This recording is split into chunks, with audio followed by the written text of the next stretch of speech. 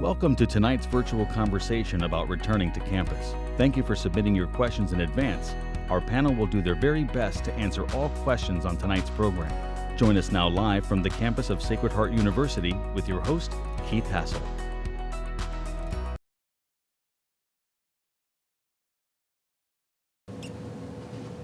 And good evening. Welcome to Sacred Heart University's Q&A hour, where we'll be addressing your submitted COVID-related questions in regards to the spring semester. My name is Keith Hassel, and I am the Executive Director of Career and Professional Development, and I am delighted to be your host for this evening. We are very fortunate to have 4 outstanding panelists from a variety of areas across our campus. First, we have Larry Wilk, Dean of Students. Larry also serves as the Chair of the Coronavirus Task Force for Wellness. Next, we have Chief Gary McNamara, retired Fairfield CT Chief of Police and SHU Executive Director of Public Safety and Government Affairs. Gary is also our co-chair of the Coronavirus Management Team. Next, we have Dr. Betsy Klacko, Medical Director at Sacred Heart University Health Services. And finally, Dr. Robin Cowton, Dean of the College of Arts and Sciences, who also serves as our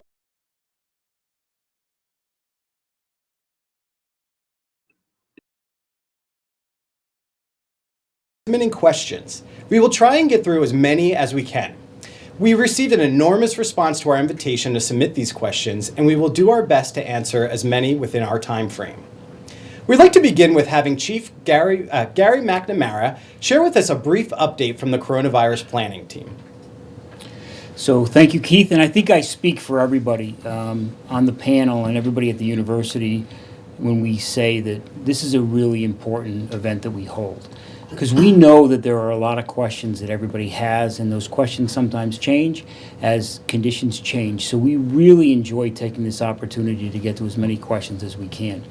To put it into perspective, we really approached last semester in 3 ways. It was to prepare. And now that preparation was in preparing for students to come back on campus, preparing our dorms, preparing our hand sanitizer, and preparing for the COVID infection to come to campus. Then our second phase would be respond. We obviously respond to the needs of the students and as well as family members as we deal with COVID on campus.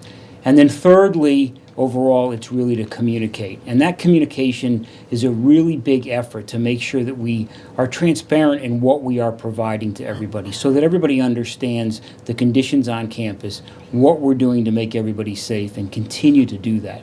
Now, over this last break, we had one more process, and that process was review. And we've really been reviewing all the different steps we took last semester. We're also communicating with the state and local health departments to try to determine what approach we need to come back on campus this spring. And as you'll see with the questions and our answers are going to be somewhat similar, but they are going to be different at the same time. We will continue this prepare, respond, and communicate throughout this semester. We have some exciting changes to the way in which we're approaching COVID from our lessons learned last time, and I'm sure you'll get a lot out of it. We will not answer all your questions tonight. So feel free to reach out so that we can continue this dialogue of making sure that you fully understand our preparation and our response. And remember, above all else, the entire Sacred Heart University its effort is entirely everybody who works for Sacred Heart University. We all may have different jobs, but our job in and of itself is also to make sure that we handle this COVID issue and we bring the students back safely and securely. Thank you. Great, and thank you, Chief. As always, you can stay up to date by following our email communications and checking the website at sacredheart.edu/coronavirus. So let's get started, and let's begin with the plan of returning back to campus.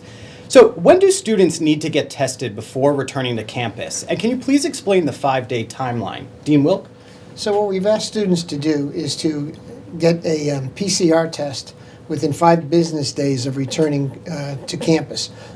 5 business days, thereby giving them 7 days to fall within for that PCR test. That should allow them enough time to get the test and to upload it to their health portal as well, basically just to have those results. And that is probably one of the more critical components of our return to campus. If students don't have those results in, they cannot, particularly in the resident halls, return to campus, and they should not return to campus. We do not want to put a student into a resident hall room not knowing whether or not they have been positive or negative in the past 7 days. Excellent, thank you. And as a follow-up question, will students from outside of Connecticut, New York, New Jersey, and Rhode Island be required to quarantine for 2 weeks upon arrival? If so, where will the quarantine actually take place? So again, that's part of our overall plan. We are asking all students, again, whether they're residents or off-campus students, to quarantine for 10 to 14 days at home prior to arriving. And then the way we have structured this semester, with move-in the week of the 25th, online classes the week of the 1st, all of our students will be doing that quarantine on campus, regardless of whether they're from Connecticut, New York, New Jersey, or from California. Great. And for some of our off-campus housing students, so if a student has already moved back into their off-campus housing, they received a test already and submitted the results, are they clear to attend classes, or would they need to get another test prior to classes? Again, they need to get that test to submit to us within 5 to 7 business days of the start of on-ground classes the week of February 8th. We will also be conducting surveillance testing of our own for them the week of February 1st. So they'll have basically 2 tests. They'll have the test that they get, and then we will be testing them, the week of February 8th. So. And I might add to the fact that obviously we've brought back some of our nursing students now, and we've already seen this approach be very successful. We've had people who have, prior to coming back to campus, tested positive, so they're going to remain home, which is obviously very successful for us. When they get here, they're tested, and we hopefully that approach will, if they've, in that window of time from the last test, we certainly will isolate until they meet that quarantine period. So it's been successful, the approach so far. Obviously, as Dean Wilk had said, our goal is to make sure that they come here without the infection.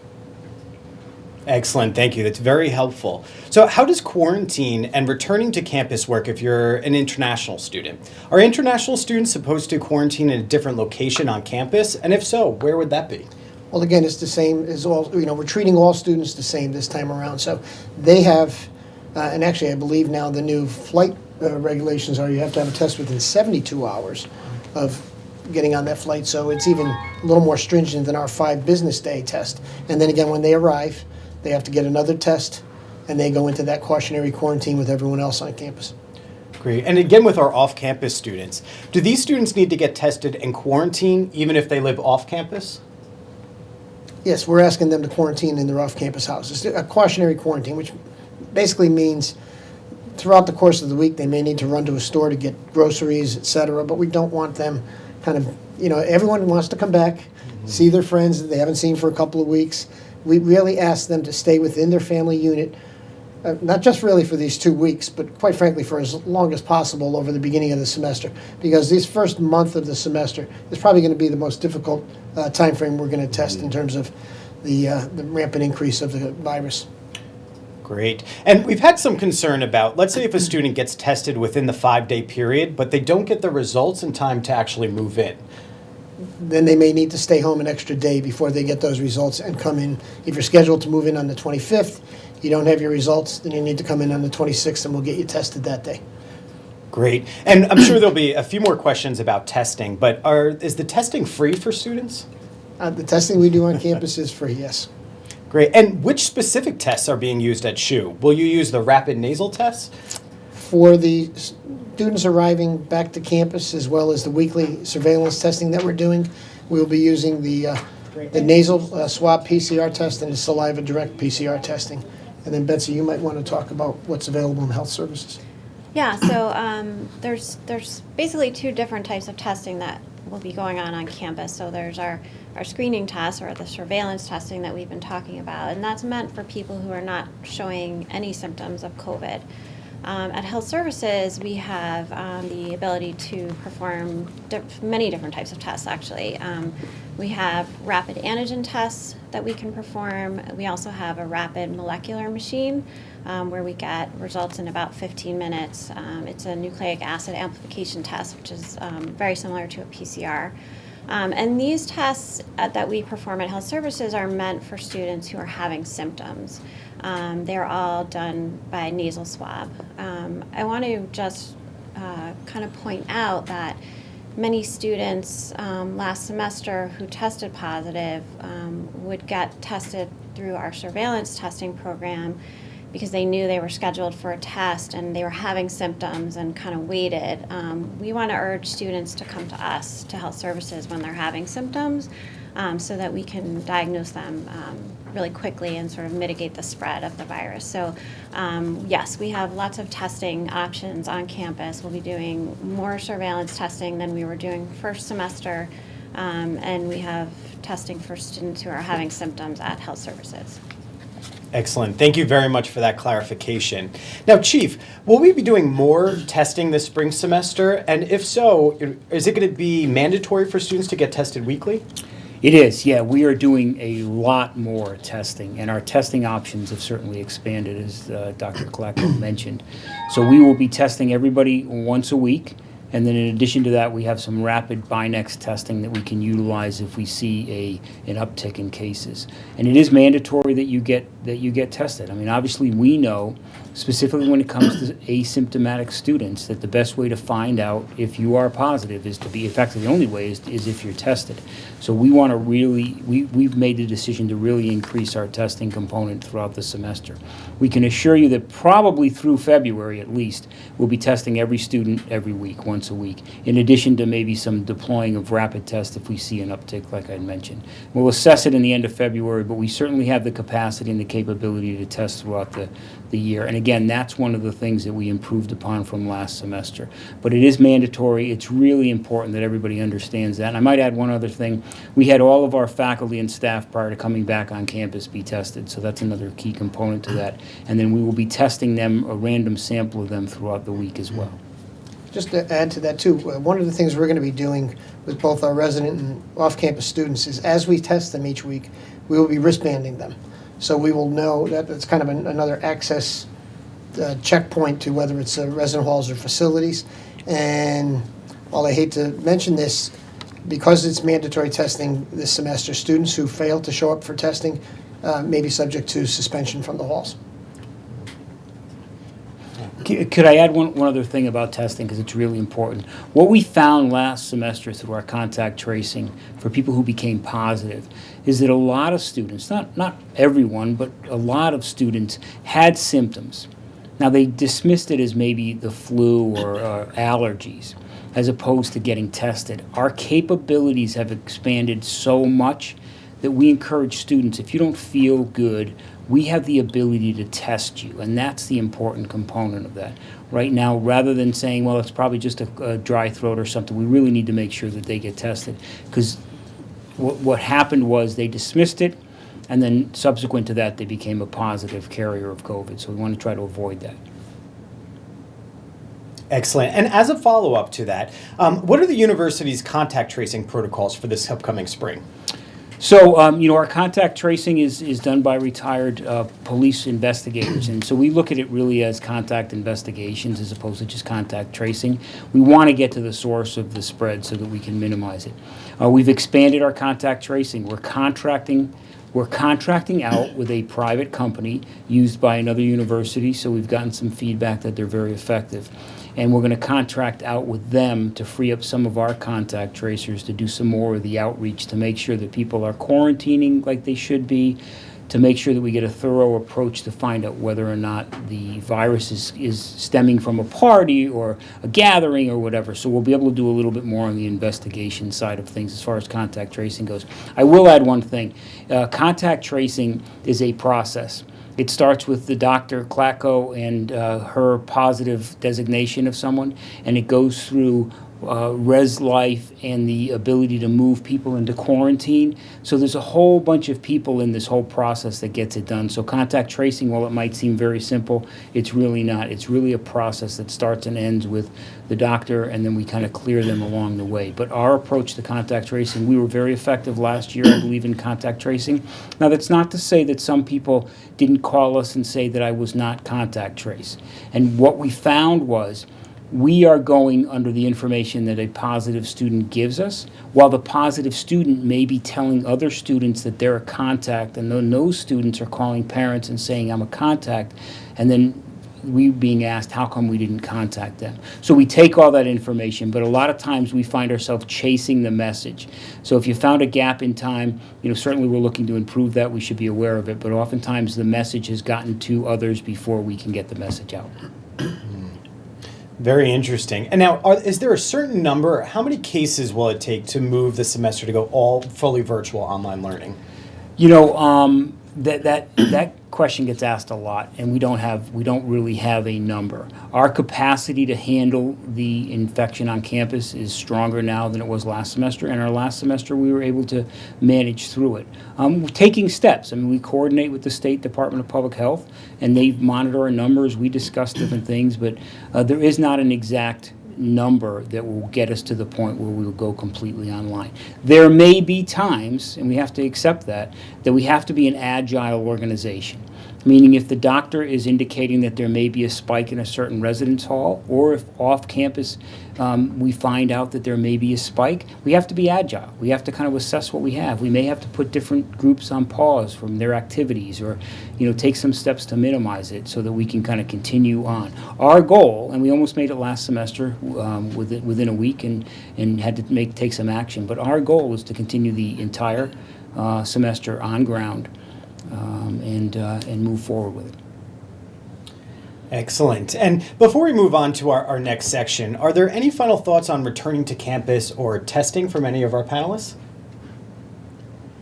Again, I think the only comment would be we're in a different place this semester than we were when we started last fall, and everyone needs to kind of have the mindset of what it was like when we ended the semester.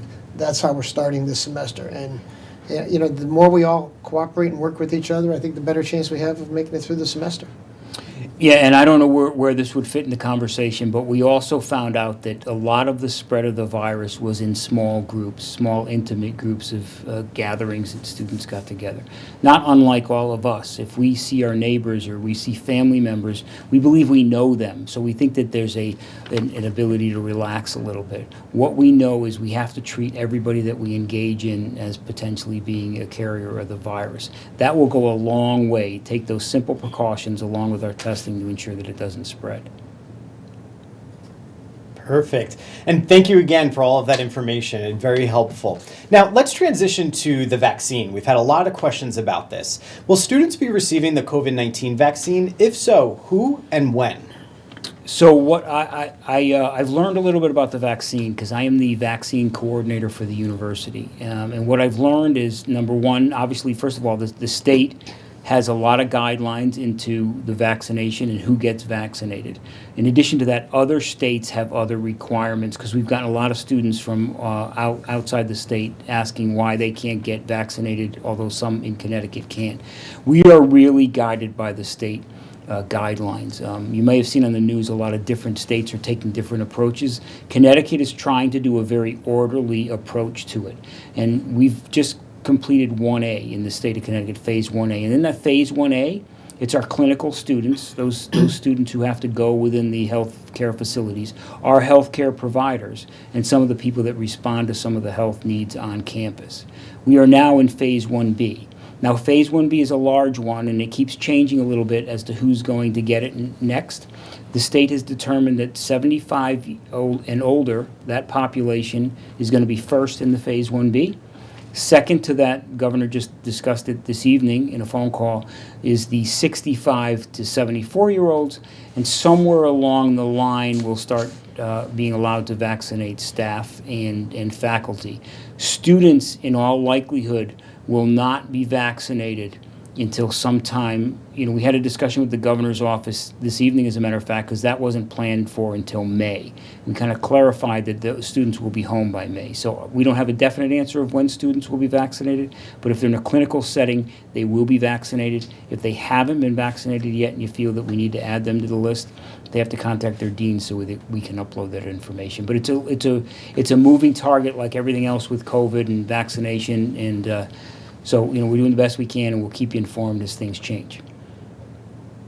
Great, thank you. And now let's say if a student has already received their first dose of the vaccine, will they need to return home for the second dose, or would they be provided that in Connecticut?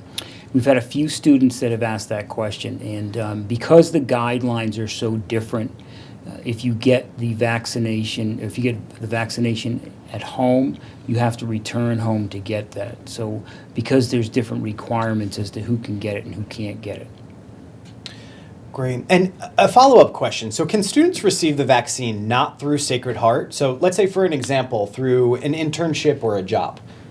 Let me see. Can students get vaccinated if they can't get vaccinated? Absolutely. If students have another job that requires them, they may be an EMT in their home state or something. If students, frankly, if anybody can get vaccinated through the channels that they have, we encourage it. What we do ask, though, if you do get vaccinated, similarly to a test that you get, is to upload that, because that information will be important down the line. But don't hesitate, don't get it. Now, it's important to note, too, if you get the vaccination and we upload your information into the system and you get another email saying, you're scheduled for a vaccination, just ignore it. The state knows that people might be getting it from a lot of different areas. So just ignore a duplicate vaccination request. Great. And Chief, let's say, what is a student able to deny receiving the vaccine?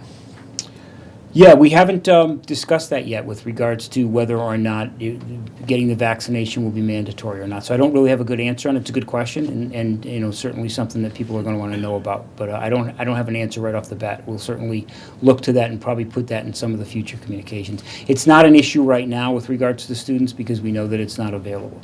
But I do know that in some of the clinical work might in all likelihood require you to be vaccinated in order to do that. I don't know that to be the case, but certainly students in clinical should find that out for sure, whether or not a vaccine is required for that situation.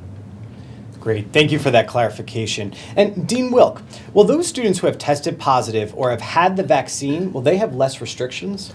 No, the restrictions that we've put on all of our students are going to apply across the board, and certainly just because you've had a vaccine, first dose and or both doses, doesn't mean that you're not going to contact with the virus. And Betsy could probably speak to that a little bit too. But also, if you have been positive previously, and we're seeing some students retesting positive again now, so no, the restrictions are going to apply across the board. I don't know if Betsy, you have anything to add? Yeah, if you had the vaccine, what we know is that both of the vaccines that have been approved in the U.S. are about 95% effective, but it does not preclude you from getting COVID. It will make you less ill. So we cannot say that if you've been vaccinated, even if you've been fully vaccinated, you've had both doses, that you're not susceptible to COVID. So you would still, we would require you to wear masks around campus and to social distance like every other student. And unfortunately, if you had not had COVID within 90 days, if you are a close contact of somebody who tests positive, even if you've had the vaccine, you would need to go into quarantine. So we don't change those restrictions, unfortunately. Yeah. That's great. Thank you for that. And will the quarantine and isolation rules be the same as last semester? Basically, they're the same in terms of the rules. The quarantine. I was thinking of resident hall policies. That's when you were asking that. So we are adjusting our quarantine policies, and maybe Betsy would like to respond to that, to be specific. So the CDC came out with some changes to quarantine guidelines, and the Connecticut Department of Public Health did adopt them. They are saying that you need to follow public health guidance, local public health guidance, and Sacred Heart has decided that for quarantine, we are going to require 10 days of quarantine when you've been a close contact of somebody. So it will be 10 days of quarantine from your last close contact. Between day 10 and 14, you'll have to monitor your symptoms daily. Now I just want to backtrack a little bit. The recommendation is still 14 days. So if anybody would like to quarantine for the full 14 days, that's ideal. But if you decide you would like to quarantine for 10 days, you can do that. We will be requiring testing for anybody that's in quarantine this semester. We did not require testing last semester to be cleared from quarantine. This semester, we will require a PCR test taken on or around day 7, but no earlier than day 5. So between day 5 and 7, you will need to submit a negative PCR test if you are in quarantine to be cleared. Great. And now let's say if a student had received the vaccine off campus, should and who should they notify to let them know that they have received it? If you've received the COVID vaccine, you can upload documentation to your student health portal. We will put that into your medical chart and keep track of that. Great, great. And Dr. Klacko, you mentioned this, but if you could confirm this for us as well. So let's say if a student had already tested positive, could they get the virus again? And then if so, if they were in contact with someone, should they quarantine if they come in contact with someone who is positive? So we know that once you have COVID, you are considered immune for 90 days. So if you are in contact with, once you're cleared from isolation, and generally that's 10 days, if you're in contact with somebody who tests positive for COVID, in that 90-day period, you are not required to quarantine again. After that 90-day period, then yes, you are. So what we know as of now is that after 90 days, we're not sure if the natural immunity that your body produces after being infected with COVID-19, we're not sure if it lasts longer than 90 days. So reinfection is possible. It's rare, but it is possible. And we have seen some cases here of reinfection of second infections. So yes, after that 90-day window, if you do test positive again, we do need to consider that a reinfection. Once your symptoms have resolved from that first infection, if you then test positive again, yes, we would consider that a reinfection. Great, I appreciate that. Now, Dean Wilk, can students leave school to actually go visit for the weekend? And if so, what were some of the requirements for them to return to campus? So students can leave campus to go home for the weekend. However, we would prefer that they don't unless it was an emergency, a family situation, whatever. Again, during these first 2 weeks of the cautionary quarantine, they cannot leave at all. But as the semester moves on, if they do leave for a period of more than 24 hours, then we're going to ask them to come back to campus with test results from that time that they were away. Great, thank you. So now I think it's time to transition to some of our academic questions. So Dean Cotton, do students have the option to learn remotely for the spring semester? And if so, when do they need to share that decision with SHU? Sure. We have no deadline stated to indicate someone's intention to be fully remote. Any student, with a few exceptions in terms of related to the health programs, can choose to take their courses fully online. They need to let Dean Wilk know of that intention. The sooner, the better, but there's no deadline. Great, thank you for that. And let's say if things start to get better, or excuse me, the dust starts to settle, will we move to have more in-person classes? I mean, I think that's the goal of everyone, but they would have to be significantly better, and the state would have to change the parameters it set within which we need to function. So that's what we're doing. We're taking our cues from the Department of Health and the state. Great. And, there is some curiosity as to why aren't all classes being offered online? Well, that's not what SHU is all about. Many of our programs are intended and designed to be in-person classes and programs. So we want to do that to the extent possible. We also are at the same time fully committed to being responsible and safe. So according to the parameters set by the state of Connecticut, Department of Public Health, and so forth, we are working to maximize our ability to offer on-ground classes while remaining safe and responsible. So social distancing, mask wearing, hand sanitizing, all of those things go a huge way to mitigating risk. And so we're fully committed to that. And students can, continue to abide by the Pioneer Pledge and keeping the community safe. Not just. Great. Now, let's say if a student has already tested positive or has had the vaccine, would they be required to attend all classes on ground?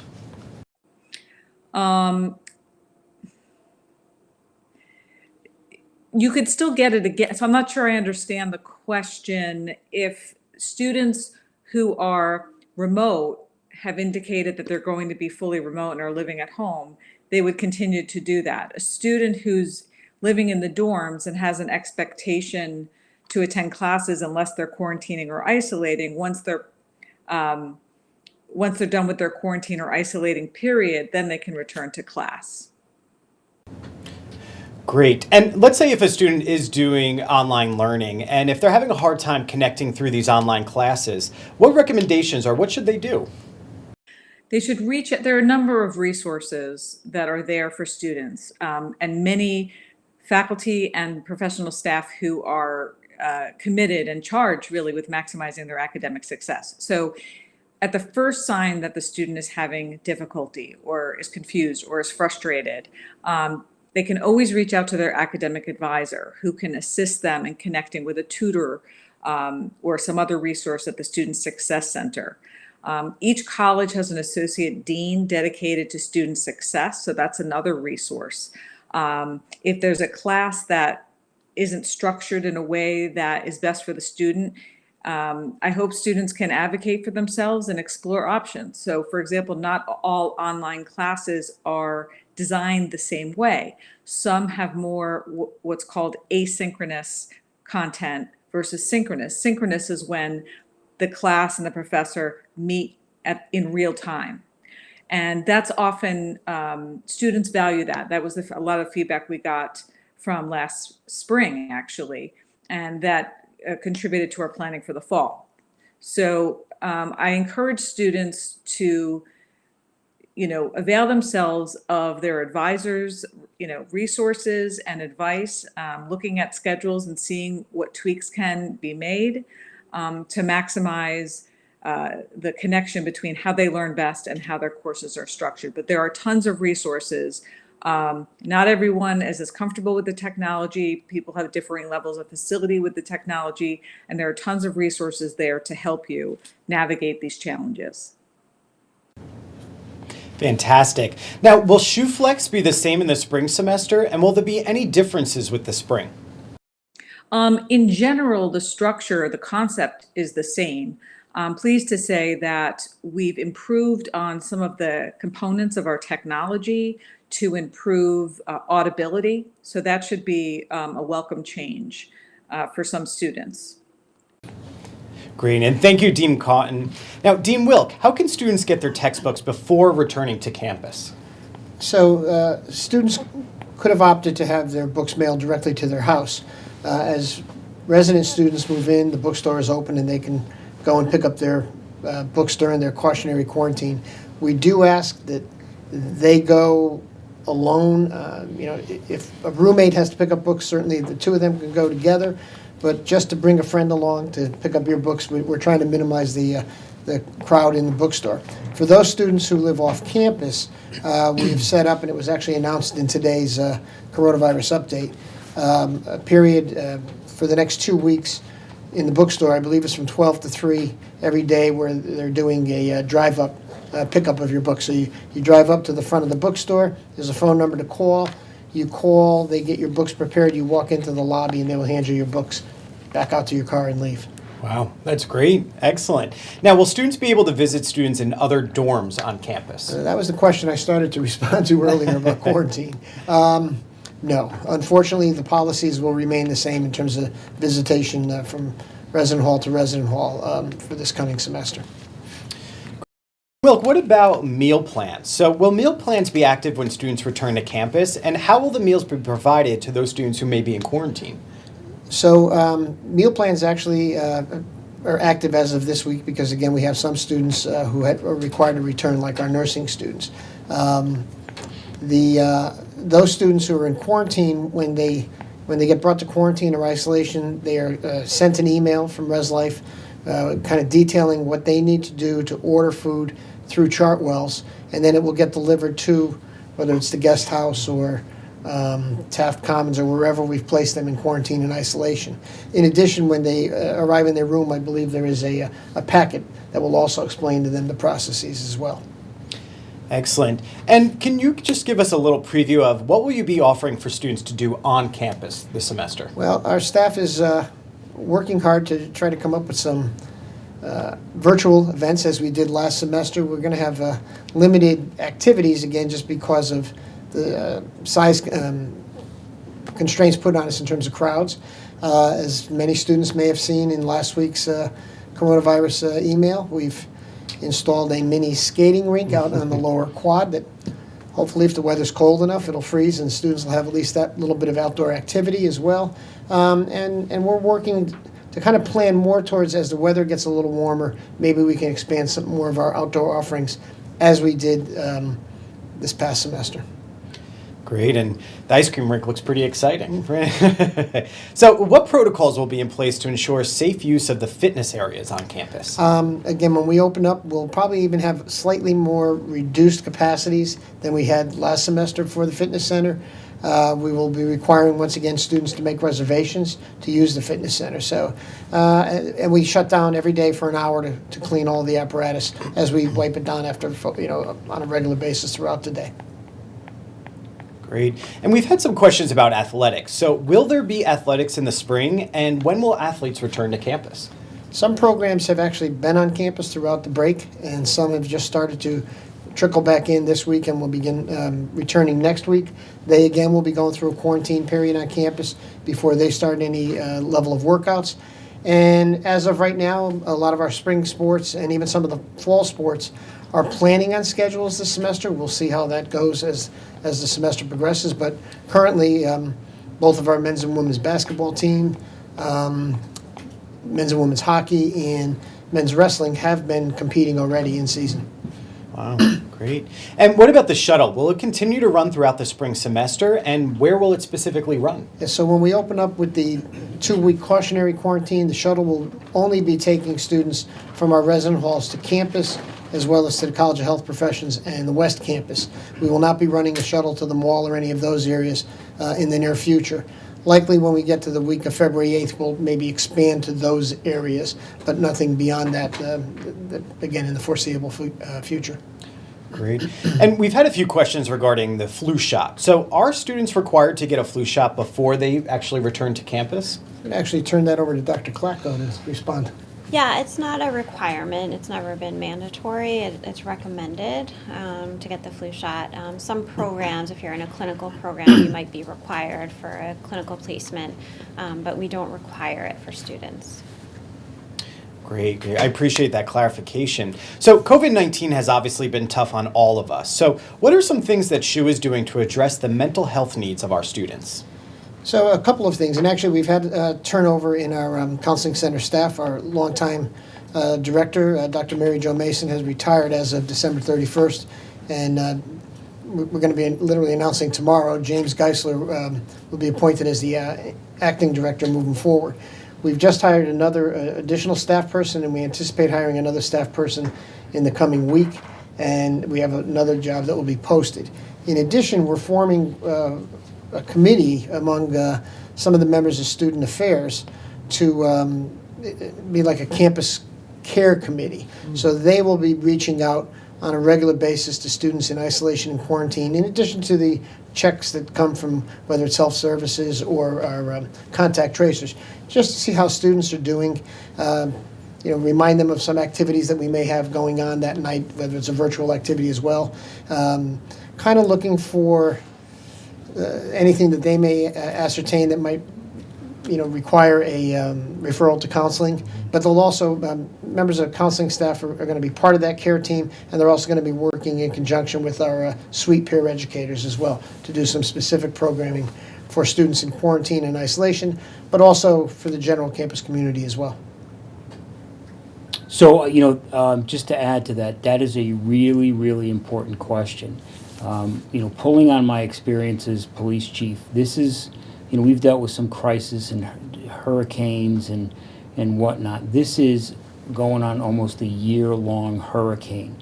And the amount of stress that people have and the amount of uncertainty that all of us feel, and I can assure you that all of us at the university feel those same things. The concerns that you have about our families, about our children, matter. And so we all have to have to make sure that that's a really big priority. We are here for all of you if that's something that you need to talk about, but we certainly go to great lengths to try and outreach, as Dean Wilk had mentioned.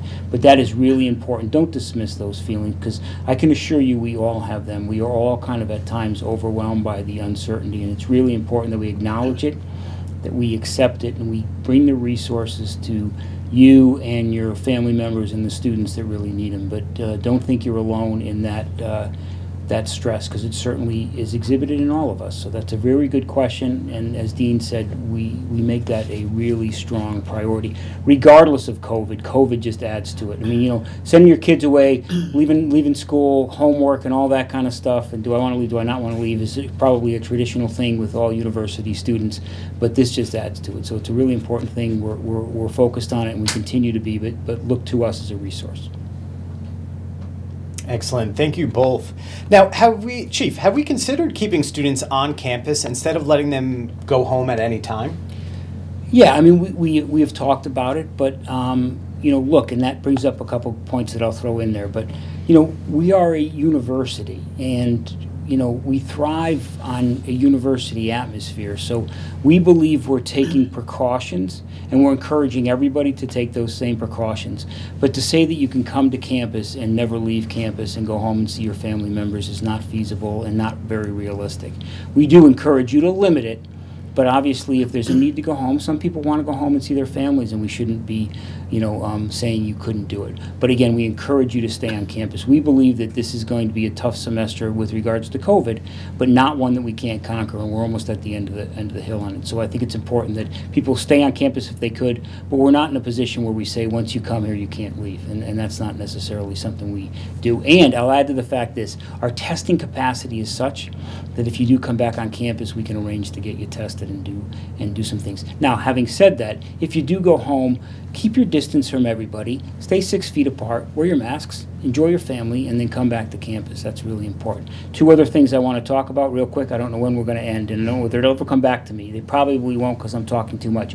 One, we're looking at having a vaccine clinic on campus, maybe with Yale or Harvard Healthcare. We're working on that. That won't necessarily mean that our campus family will be vaccinated, but we'll be doing greater outreach to the local Fairfield and Bridgeport community, and it's certainly something that we want to encourage and to have that relationship. So we're looking at a vaccine clinic. Dr. Cawton had mentioned about whether you go in the classroom or not. One thing that we found with our stuff last semester, there wasn't a lot of virus infection in the classroom. And what that tells us is the precautions that we took and the guidelines that everybody followed in the classroom is very, very effective. We never found that cross-contamination of a classroom, so that's really, really important. And yeah, that's it. Excellent. Thank you for that. Now, Dean Wilk, are students required to move in on their assigned move-in day? What if that's not possible? So again, the short answer is yes. They're required to move in that day. We know that there are going to be some reasons that come up related to family issues that it may not be possible for a student to get there that day. But students coming from greater distances may have flight scheduling issues, things like that. So on an individual basis, we will work with those students through Res Life, both to get them into the halls and to set them up with testing as they arrive. Great, great. And Dean Cawton, we're going to pass back over to you another academic question. When do classes actually begin? So for the majority of undergraduate students, classes begin on February 1st. The first week, February 1st to February 7th, it'll be fully online. And then the return to hybrid begins on February 8th. There are exceptions at the graduate level and classes that have started earlier. Great, thank you for that clarification. Now, there have been a lot of live questions about the testing and the timeline of return to campus. Dean Wilk, could you walk us through that timeline again, and will this apply to all students? Yes, so all full-time undergraduates. So for those students who are residents, they need to have a PCR test taken within 5 business days of their move-in date back to campus, which in effect is within 7 days. In addition to that, upon arrival, they will be tested again and placed in what will be, depending on their move-in day, a 10 to 14 day cautionary campus quarantine. For those students who live off campus, they again need to get a PCR test within 5 business days of their first day of classes on ground, which would be the week of February 8th. And then in addition, we will begin testing them on a weekly basis as well as they return to campus. Great, thank you again for that. Now, it seems like we're going to be approaching the end of our time together, so are there any final thoughts from any of our panelists? I guess the one set of comments that I would make, and this is maybe geared towards, certainly to our seniors coming back to campus this semester. And I know a lot of you live off campus, and so you kind of have a different set of guidelines in a sense than those who are on campus. But one of the things last year's graduating class was unable to have was a time to celebrate, a time to have commencement. And I would ask that the seniors as a whole, as a class, make a concerted effort to kind of engage everyone on campus in taking on the Pioneer Promise, so that maybe as we get to the end of the semester, and maybe if things are better then than they are right now, we will have an opportunity to celebrate your graduation, your commencement here with all of you on campus this year. Any other final thoughts? I'll just add that this is obviously talking really heavy COVID and restrictions and status. We brought back students today, and there is life on campus. As was mentioned, there's a skating rink and there's other things going on. We are focused on COVID, but at the same time, I know there's a lot of people in a lot of different areas on campus that are focused on all the other things that make Sacred Heart University a good place to be. We're here for you. It's going to take all of us to really move this forward. But we're here, and there's things beyond COVID that happen. COVID's just really, really important the rest of this semester. Great, and thank you again to all of our panelists, and thank you for turning into this evening's virtual panel. As always, please email your questions to Coronavirus Planning Contact Us at sacredheart.edu. We can answer all of your questions individually through that email. We look forward to your return to campus and for a healthy and safe spring semester. Have a wonderful evening. Thank you for joining tonight's conversation. To learn more, visit sacredheart.edu.